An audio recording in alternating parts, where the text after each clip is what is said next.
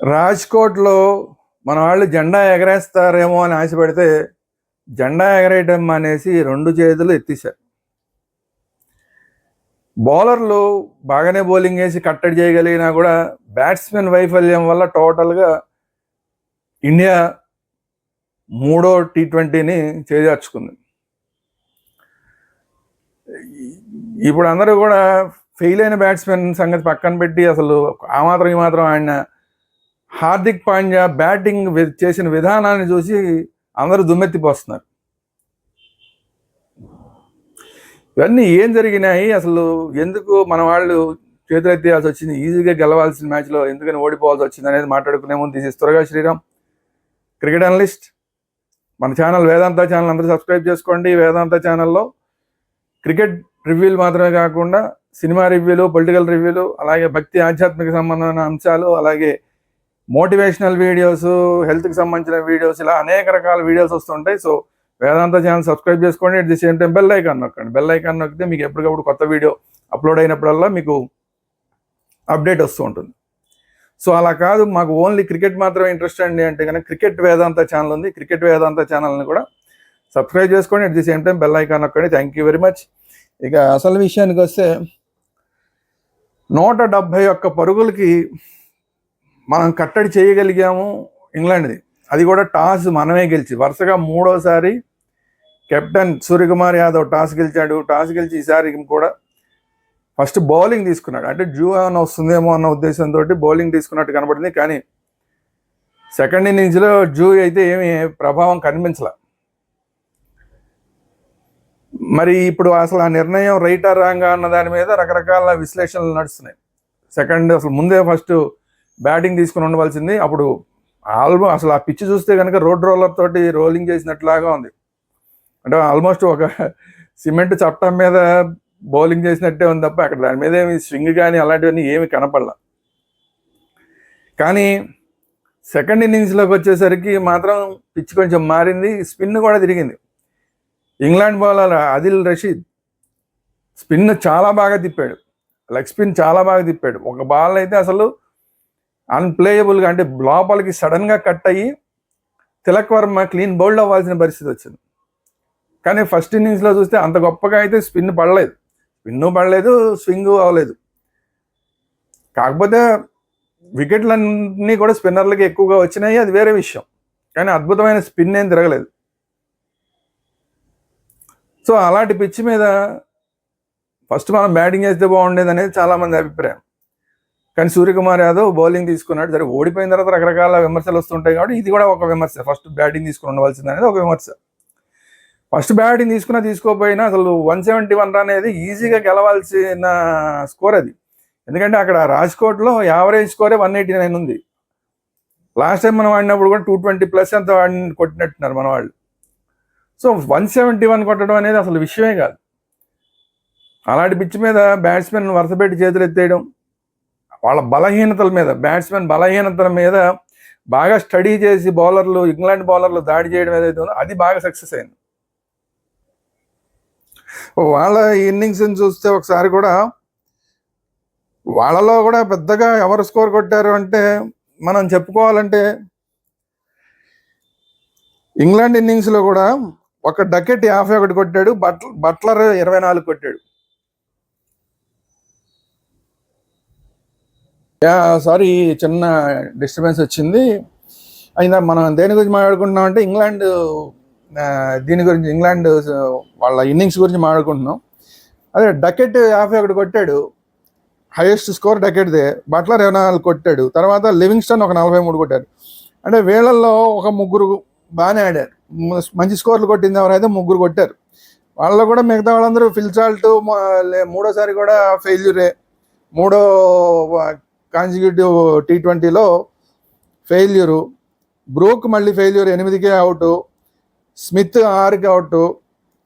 తర్వాత Overton 0కే out. Cars మొన్న బాగానే ఆడాడు అనుకున్నాం. ఈసారి ఏమో కార్స్ 3కే అవుట్. ఆర్చర్ 0. రషీద్ మాత్రం ఒక 10 కొట్టాడు, వుడ్ ఒక 10 కొట్టాడు. లాస్ట్ ఇద్దరు చెరొక 10 కొట్టారు. వీళ్ళలో 3 ఆడారు. అయితే మన వాళ్ళు వచ్చేసరికి ఆ 3 కూడా ఆడలేదు. అది బాధ. ఇది సమస్య.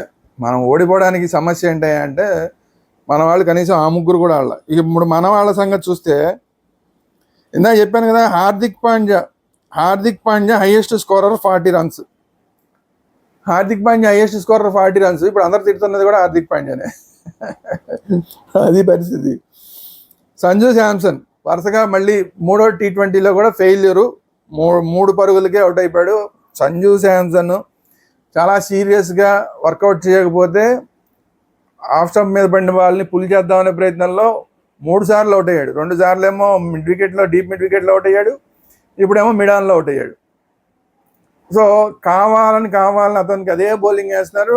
అతను అప్పటికే కొట్టకుండా కొన్ని బాల్స్ డిఫెన్స్ ఆడడం, కొన్ని బాల్స్ వదిలేయడం చేసి చివరికి ఒక బాల్ని కొట్టే ప్రయత్నం చేసి అవుట్ అయిపోయాడు. సో దీని మీద కరెక్ట్గా వర్కౌట్ చేయవలసింది. ఎందుకంటే మన బలహీనత మీద వాళ్ళు చాలా వర్కౌట్ చేశారు. మన బ్యాట్స్మెన్ బలహీనతలు ఏవైతే ఉంటాయో వాళ్ళు వర్కౌట్ చేశారు అనేది సంజు శాంసన్ విషయంలో ప్రూవ్ అవుతుంది. అలాగే అభిషేక్ శర్మ 24 పరుగులు చేశాడు. ఆడినంత సేపు బాగానే ఆడాడు. సరే, అతను ఆట తీరే అంతే కదా, కొడితే వెళ్తుంది, లేదంటే మిస్క్యూట్ అయితే మరి క్యాచ్ వెళ్తుంది. ముందైతే మంచి షాట్లు కొట్టాడు ఆడినంత సేపు, కానీ ఒక షాట్ మిస్క్యూట్ అయిపోయింది, అవుట్ అయిపోయాడు. సూర్యకుమార్ యాదవ్, చాలామంది ఏమంటారంటే ఇవాళ సూర్యకుమార్ యాదవ్ గురించి మాట్లాడితే ఓడిపోతున్నారు కాబట్టి సూర్యకుమార్ యాదవ్ గురించి మాట్లాడుతున్నారు అనుకుంటారు. కానీ నేను ఫస్ట్ T20 దగ్గర నుంచి చెప్తున్నా, సూర్యకుమార్ యాదవ్ కరెక్ట్గా ఆడట్లేదు. క్యాప్టెన్గా బాగా చేస్తున్నాడు కానీ బ్యాటింగ్లో చాలా దారుణంగా ఫెయిల్ అవుతున్నాడు. ఎందుకంటే అంతకుముందు విజయ్ హజారేలో కూడా ఫెయిల్ అయ్యాడు. మళ్ళీ ఇప్పుడు T20లోకి ఇండియా తరపున ఆడుతూ కూడా first T20 failure, second T20 failure, 2 సార్లు ఫెయిల్ అయినప్పుడు కూడా నేను చెప్పాను సూర్యకుమార్ యాదవ్ చాలా వర్కౌట్ చేయాలి. కానీ ఈరోజు 3వసారి కూడా 3వ T20లో కూడా అవుట్. కేవలం 12 పరుగులకే అవుట్. 12 కాదు, 14 పరుగులకి అవుట్. ఇది కూడా అంటే ఇది టెక్నికల్గా రాంగ్ షాట్ ఆడటం వల్ల. అంతకుముందు కూడా లెగ్ స్టంప్ మీద పడిన బాల్ని బయటికి ఇలా సైడ్కి తిరిగి కొట్టాడు. అది ఫైన్ లెగ్లో నుంచి 6 వెళ్ళిపోయింది. ఓకే, అది ఎప్పుడు రెగ్యులర్గా కొట్టే షాట్. మళ్ళీ అలాగే కొడదాం అనుకున్నాడు, కానీ ఈసారి ఇలా తిరగటం కాకుండా ఇలా నిలబడే కొట్టాడు. అప్పుడు బాల్ ఏమైంది, ఇక్కడికి వచ్చింది బాల్, ఇక్కడ కొట్టాడు. ఇట్లా వచ్చి ఈ బాడీ పక్క నుంచి కొట్టవలసిందని బాడీ మీదే కొట్టేసరికి అది టాప్ ఎడ్జ్ అయిపోయింది. గాల్లో 1 మైల్ దూరం పైకి వెళ్ళింది. తాపీగా వచ్చి క్యాచ్ పెట్టారు. సో అంటే చిన్న టెక్నికల్ ప్రాబ్లం ఆడడం, షార్ట్ ఆడడంలో చిన్న టెక్నికల్ ప్రాబ్లం వల్ల సూర్యకుమార్ యాదవ్ అవుట్ అయిపోయాడు. ఎనీవే వరుసగా 3 ఇన్నింగ్స్లు ఆడకపోతే, క్యాప్టెన్గా ఆడకపోతే కనుక రోహిత్ శర్మ పరిస్థితి ఎలాగైపోయిందో అంత విమర్శలు ఎదుర్కోవాల్సి వస్తుంది.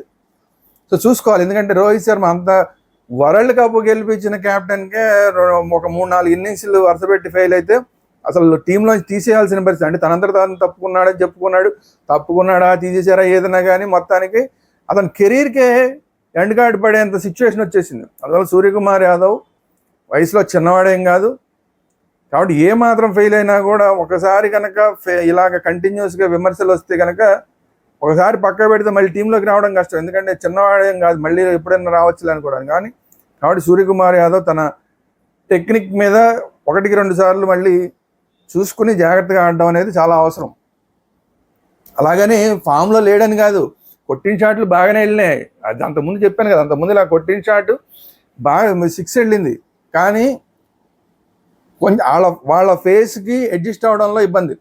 వాళ్ళేమో 150 దగ్గర చేస్తున్నారు. 150, 153, 159, 152, 149, 145, 145 నుంచి 153 మధ్యలో వేస్తారు ఆర్చర్ కానీ లేదంటే వుడ్ కానీ.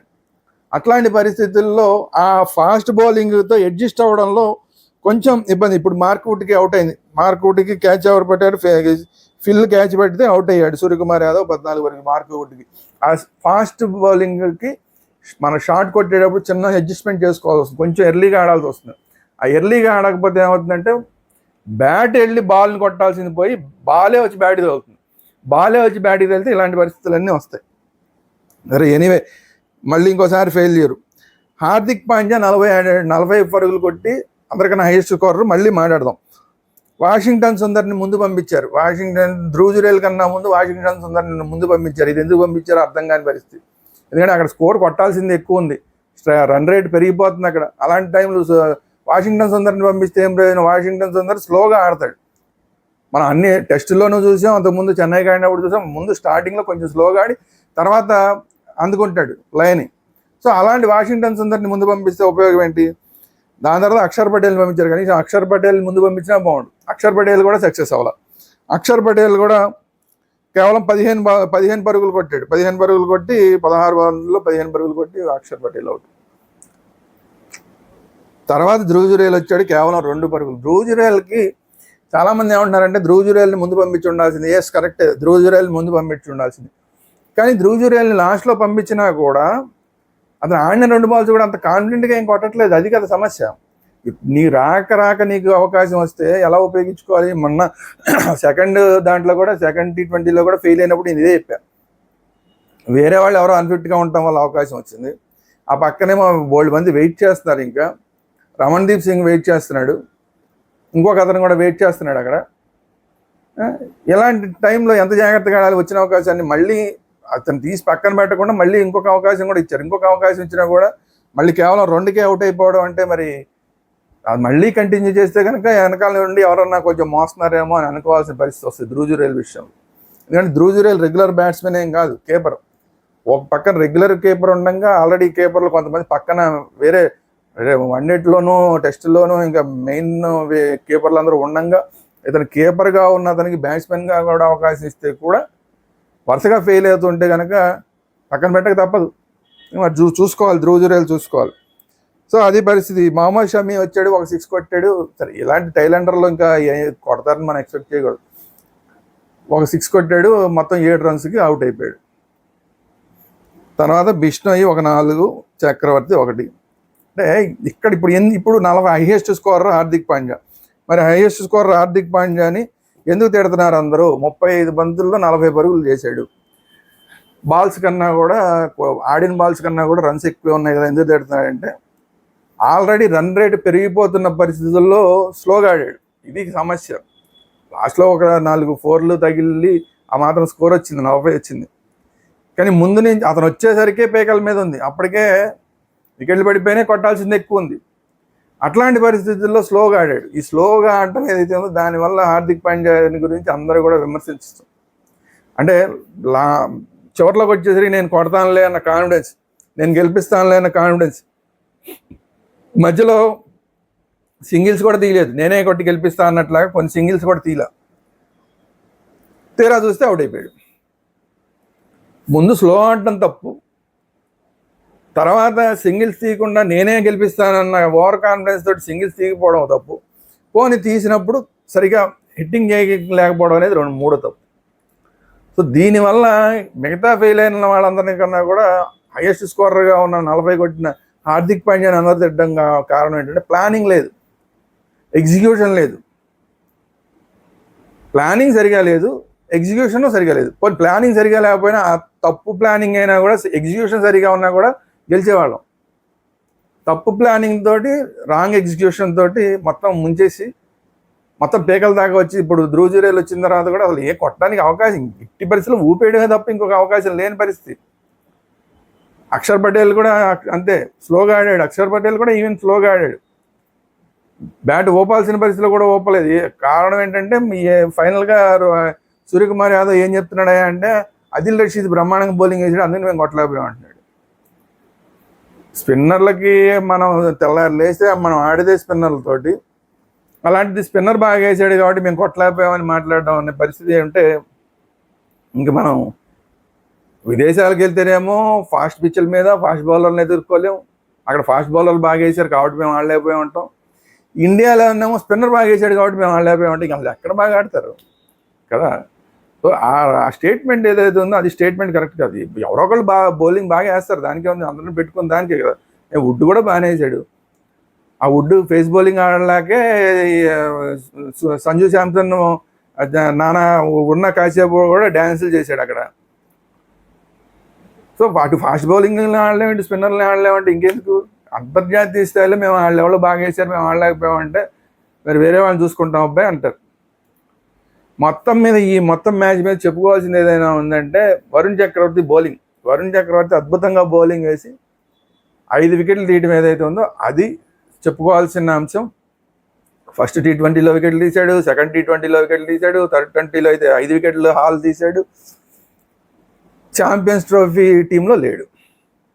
ఇప్పుడు అన్నిటికన్నా ఇంట్రెస్టింగ్ క్వశ్చన్ ఏంటయ్యా అంటే, ఇప్పుడు ఛాంపియన్స్ ట్రోఫీ టీంలోకి ఖచ్చితంగా వరుణ్ చక్రవర్తిని సెలెక్ట్ చేయాల్సి వస్తుందా ఏంటి అనేది. ఇంకొక మ్యాచ్ కూడా కనుక ఇలాగే ఇంకా ఈ T20లన్నింటిలో ఇంకో 2 T20లో కూడా ఇలాగే మంచి బౌలింగ్ అయితే కనుక బీసీసీఐ డోర్లు బద్దలు కొట్టుకుని మరి ఛాంపియన్స్ ట్రోఫీ టీంలోకి వచ్చేస్తాడేమో తెలియదు. ఎందుకంటే మార్పు చేసే అవకాశం ఉంది, ఇంకా ఉంది. సో అందువల్ల ఛాంపియన్స్ ట్రోఫీ టీంలోకి వచ్చినా కూడా వరుణ్ చక్రవర్తి పెద్ద ఆశ్చర్యపోకల. సో ఇది ఈ వీడియో. ఇప్పటికైనా సరే మన వాళ్ళు బ్యాటింగ్ అందరూ ఫెయిల్. ఇంకొకటికి చెప్పాలి, అసలు ఫస్ట్ T20లో ఏం కొట్టారు? ఒకళ్ళే, అభిషేక్ శర్మ షో. సెకండ్ T20లో ఎవరు కొట్టారు? ఓన్లీ 1, అది తిలక్ వర్మ షో. మూడో T20లో ఎవరు షో చేయలేదు కాబట్టి మనకి షో ఆఫ్ అయిపోయింది. షో ఆఫ్ అయిపోయింది. మన షో ఆఫ్ అయిపోయింది. మన షో ఆఫ్ చేయడం కాదు, మన షో ఆఫ్ అయిపోయింది. కాబట్టి మనం ఏదో గొప్ప 2 T20లో గెలిచినంత మాత్రం గొప్పగా ఆడినట్టు ఏం కాదు. సో బ్యాటింగ్ మీద బౌలర్లందరూ కూడా బాగానే వేస్తున్నారు, కంట్రోల్ చేస్తున్నారు, కట్టడి చేస్తున్నారు, రెగ్యులర్ ఇంటర్వెల్లో వికెట్లు తీస్తున్నారు. కానీ ఓన్లీ బ్యాటింగ్ ఫెయిల్యూర్ వల్ల ఈ మూడో T20లో ఓడటమే కాదు, మిగతా 2 T20లో కూడా అదే ఇబ్బంది. బ్యాటింగ్ ఫెయిల్యూర్, బ్యాట్స్మెన్ 1-2 సార్లు వాళ్ళ టెక్నిక్ని సరి చేసుకోకపోతే మాత్రం మిగతా 2 T20లో కూడా ఇబ్బందికరమైన పరిస్థితి ఎదురైనా కూడా పెద్ద ఆశ్చర్యపోక్కర్లేదు. జాగ్రత్త పడాలి టీమిండియా. ఇది ఈరోజు వీడియో. ఈ వీడియో కనుక మీకు నచ్చినట్టు లైక్ చేయండి. మీ అభిప్రాయాలు ఏంటి అనేది కామెంట్ రూపంలో తెలియజేయండి. వరుణ్ చక్రవర్తి ఛాంపియన్స్ ట్రోఫీ టీంలోకి వస్తాడా రాడా, మీ అభిప్రాయం చెప్పండి. ఈ వీడియో అందరికీ షేర్ చేయండి. అట్ ది సేమ్ టైం మన ఛానల్ వేదాంత ఛానల్, అలాగే క్రికెట్ వేదాంత ఛానల్ 2 సబ్స్క్రైబ్ చేసుకోండి. At the same time bell icon కూడా నొక్కండి. Thank you very much.